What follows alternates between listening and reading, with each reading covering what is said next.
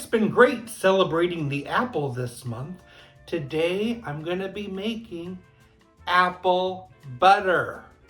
Not your normal apple butter, of course. I'm using Red Hots and making red hot apple butter.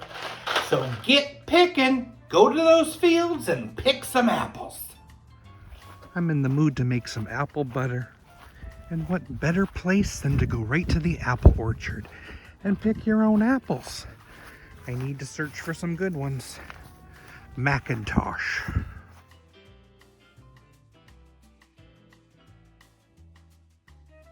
I've got my apples. Now let's get to chopping.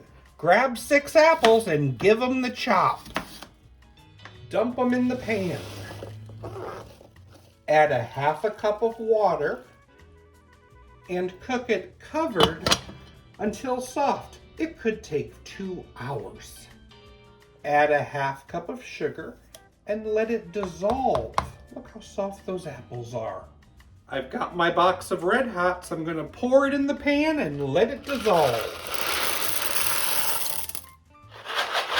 Red Hots came out in 1932 from the Ferrara Candy Company.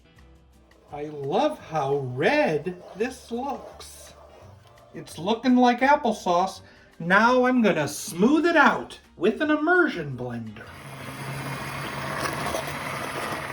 Continue to cook it with the lid off until you reach your needed apple butter thickness. You choose. Sterilize some jars and add your apple butter. I'm gonna process this jar in the Instapot for about 10 minutes. Red Hots apple butter. I got my toast slathered in it. Whoa. Very cinnamony and absolutely awesome. You gotta try it. Thanks for watching.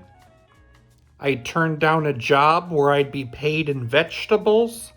The celery was unacceptable.